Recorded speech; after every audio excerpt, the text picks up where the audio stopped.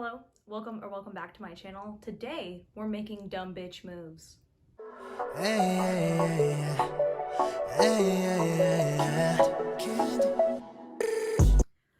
If you are within the realm of academia, you know that two things are going on right now. Either midterms are wrapping up or finals. I'm part of the latter group. My university uses the 8-week term system, meaning that this is week 7. This is when shit goes down. This is when it gets messy. And I just submitted a final for my Shakespeare class. And I've read nothing this month. So I have decided that I'm going to read Mexican Gothic. Literally, I'm going to read the entire thing today. I'm currently on top of my shit, weirdly enough, and so I've decided to capitalize, exploit, take advantage of this accidental productivity and finish an entire book in a single sitting, if possible. Do I have confidence that I will be able to do this? Sort of. Will I try my damn hardest? Absolutely. Mexican Gothic in a day. Let's go. I'm just going to really quick whip up some pizza dough, drink some coffee, and then I'm going to read. I'm just going to sit and read as much as I can for as long as I can, and I'm going to update throughout this journey. My goal is to finish the book by midnight because obviously life gets in the way. Sometimes you literally can't just sit and read for like 5 hours at a time. It doesn't always work out like that. So my goal is to finish the book by midnight. It is currently noon. So that gives me 12 hours to finish a 370 something according to my ebook page book. I think that is absolutely plausible. Let the fun begin.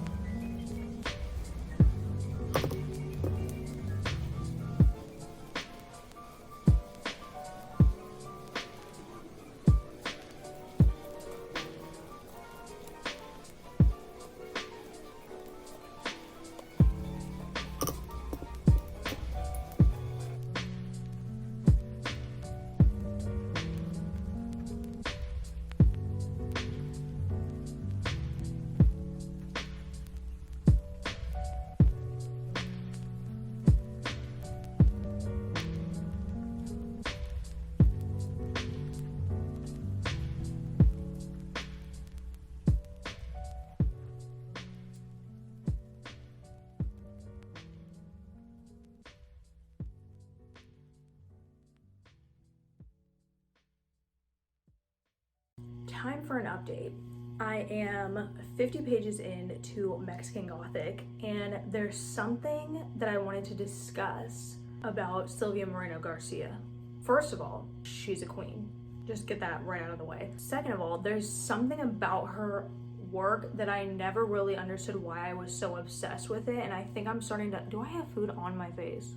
I'm starting to figure out what it is. It's her characterization. There's something that I struggle with when it comes to other books, and that is honestly caring about the characters, giving a shit about them, feeling connected to them, because obviously they're not real. They're not real people.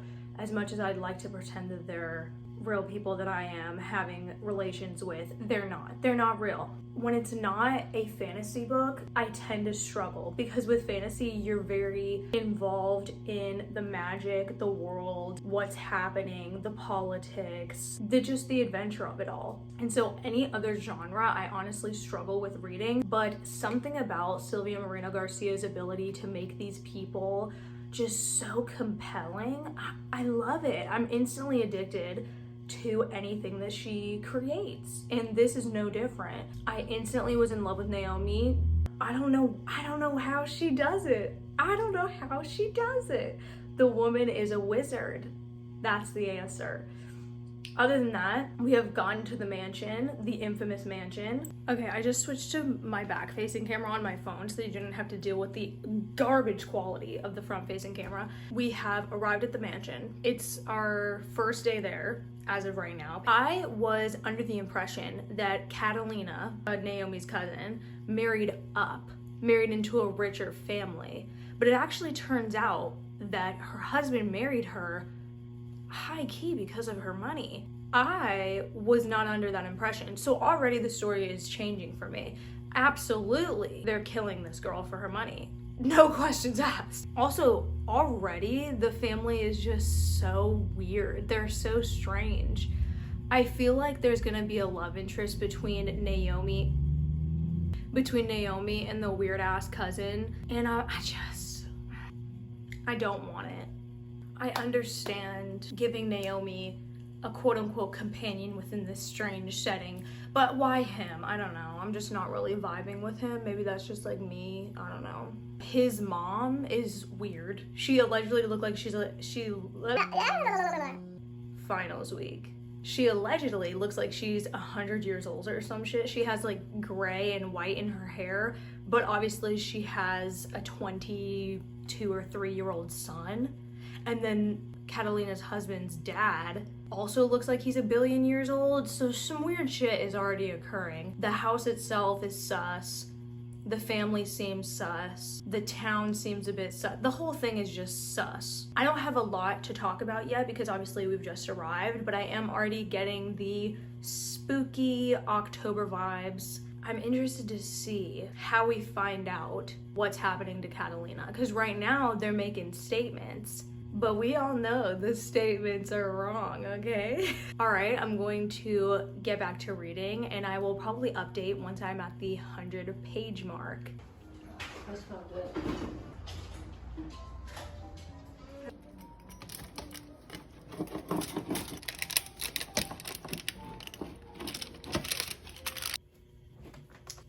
Time for an update. I'm using the new tripod that I got, and it came with a ring light. There's terrible lighting in my room at night, so this is a perfect excuse to use it. Essentially, I'm halfway finished with Mexican Gothic. Thought I was gonna get a lot farther. Honestly, you know what? I'm disappointed but not surprised. I'm still gonna try my damn hardest to finish the book today because Mama didn't raise no quitter, okay? I might struggle to get there, but I always get there. I'm definitely getting uber spooky vibes, which is a good thing for, you know, spooky season, but is a very bad thing considering the sun has gone and left. I'm now going to have to continue reading this book in the dead of night. And as I mentioned in my October TBR, if you watch that video, I'm a scared little bitch. Like, Halloween Town still gives me the heebie-jeebies sometimes, you know? So this was probably a really bad choice. I probably should have finished more of the book earlier today, but you know, here we are. We got to cross the bridge. I'm really hating, my body is rejecting the old man. I'm not vibing with him. He's actually disgusting. I don't like him. We should have killed him yesterday, like before I even started this book. I really hate him. I don't like Virgil either. Again, would be fine if they died. Catalina is kind of irritating me as well. So like, who do I like? I like Naomi. The point is not to enjoy the family. You're not supposed to be friends with them. You're not supposed to like them. So the only redeemable one, you know, it purposefully is Francis. Do I like Francis? No. Do I tolerate Francis? Yes. And that's kind of where I'm at with the rest of the characters. Naomi is the top god tier character for me in this story. She's really what's keeping me going. And honestly, just wondering what the hell has happened.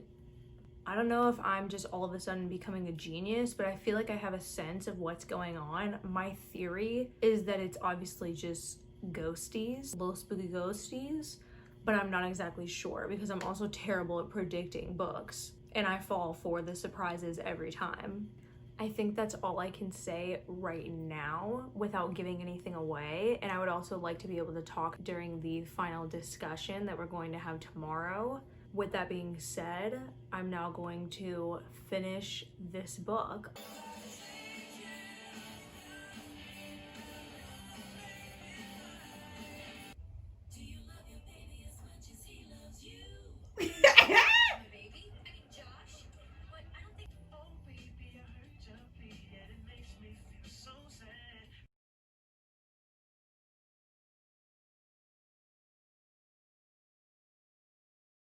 I did it. I read the whole book.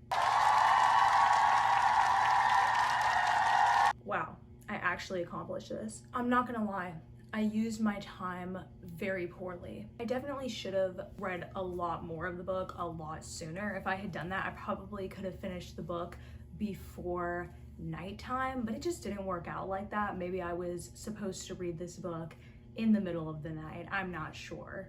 I'm just going to give a little bit of a wrap up and my thoughts on Mexican Gothic by Sylvia Moreno-Garcia. First, I would like to say that it got a lot spookier than I thought it was going to. It wasn't that spooky until probably, I would honestly say like the 65% mark. That's so specific. I would say that that's when it took a turn for the worst in terms of spookiness. I got scared. I got kind of spooked.